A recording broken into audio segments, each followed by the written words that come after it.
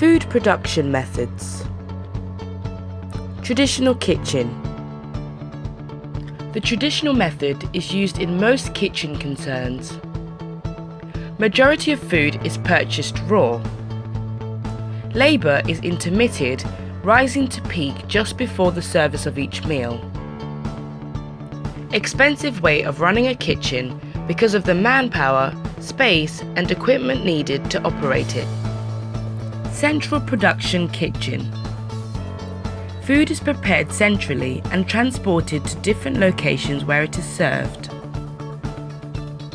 Lower food and supply costs.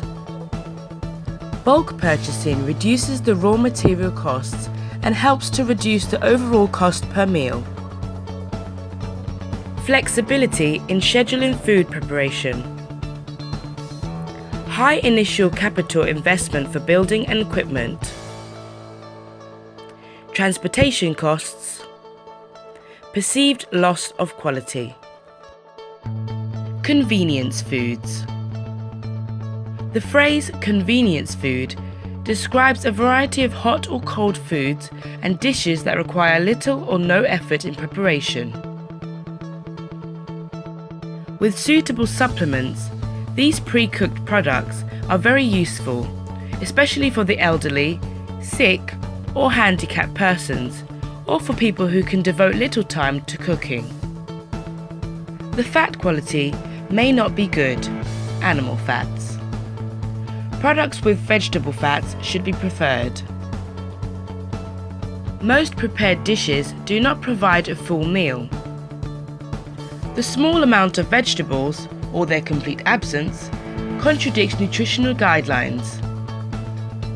In addition, their content of minerals, vitamins, secondary vegetable materials, and bulk fibers may be inadequate.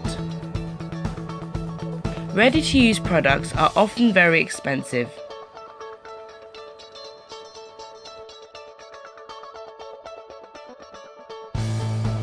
Sous vide. French for under vacuum is a method of cooking food sealed in airtight plastic bags in a water bath for a long time. 72 hours is not unusual, at an accurately determined temperature much lower than normally used for cooking, typically around 60 degrees or 140 degrees Fahrenheit. The intention is to maintain the integrity of ingredients and achieve very precise control of cooking. Cooking at lower temperatures for extended periods of time enables minimal loss of moisture and weight. Flavour and aroma are also preserved, as water-soluble substances, especially aromatics, are not lost. Flavours are enhanced, colours retained, and little or no salt is required. Nutrients are preserved, as water-soluble minerals are not leached into cooking water, as cooking in a vacuum bag eliminates this. Cook-chill. The system involves the full cooking of food and then followed by quick chilling and storage at controlled temperatures. Cook-chill systems are simple to operate, profitable, time-saving, productive and flexible. Suitable for most food service operations. The system can be utilised effectively by establishments of any size or type. The equipment and costs are significantly more expensive than other food preparation methods. Some recipes aren't suited, and some foods not suitable. Cook-freeze. The expression cook-freeze refers to a catering system based on the full cooking of food pursued by fast freezing with storage at a controlled low temperature of -18 degrees or under in a central kitchen. Cook-freeze preserves food for up to 8 weeks before it is reheated for eating. The method is related to cook-chill apart from refrigeration temperatures. This process has the advantage that the preparation and cooking of the meals is not tied to the times when the food is to be served, enabling staff and equipment to be used more efficiently. Some recipes aren't suited and some foods not suitable. Food service methods. Buffet. A self-service where food is displayed on tables. The guest takes his plate from a stack at the end of each table or requests the waiter behind the buffet table to serve him. For sit-down buffet service, tables are laid with crockery and cutlery as in a restaurant. The guest may serve himself at the buffet table and return to eat at the guest table laid out. Silver service. In this service, the food is presented on silver platters and casseroles. The table is set with sterling silverware. At the time of serving, the waiter picks the platter from the hot plate and presents it to the host for approval, and serves each guest using a service spoon and fork. Plates are served from the left and cleared from the right side.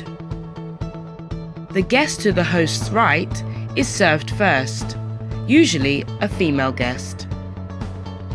Service continues to the right. Plates are cleared from the right, glasses from the right, again by starting with the guest to the host's right. Plate service. Plate service, also called American service, is a name for the type of service where food is prepared and pre-portioned in the kitchen of a restaurant. The food is then served to patrons on plates by a waiter using service forks and spoons.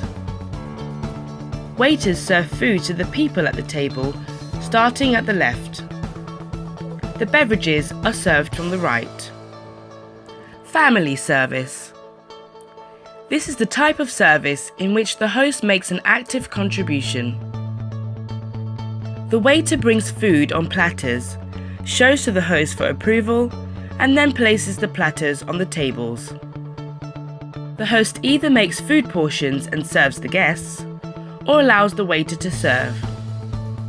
To replenish the guests' plates, the waiter takes the platters around to serve, or to let the guests help themselves. This is a common family service in specialty restaurants, where customers spend more time on premises.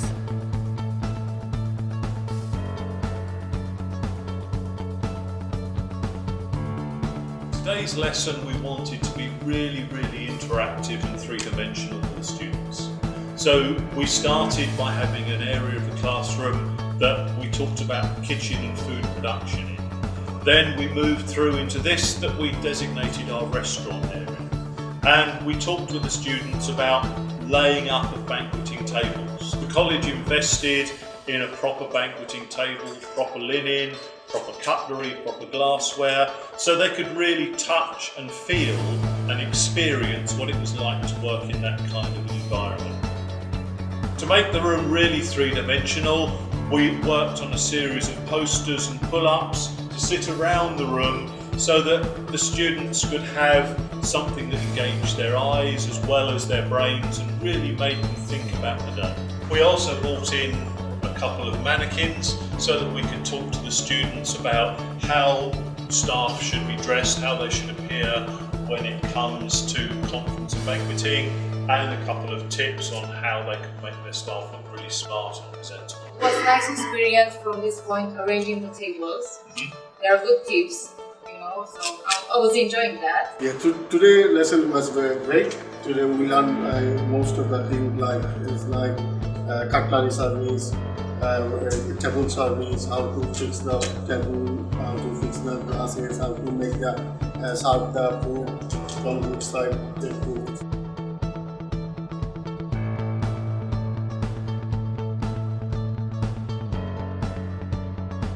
Plate. This large plate, also called a charger, serves as an underplate for the plate holding the first course.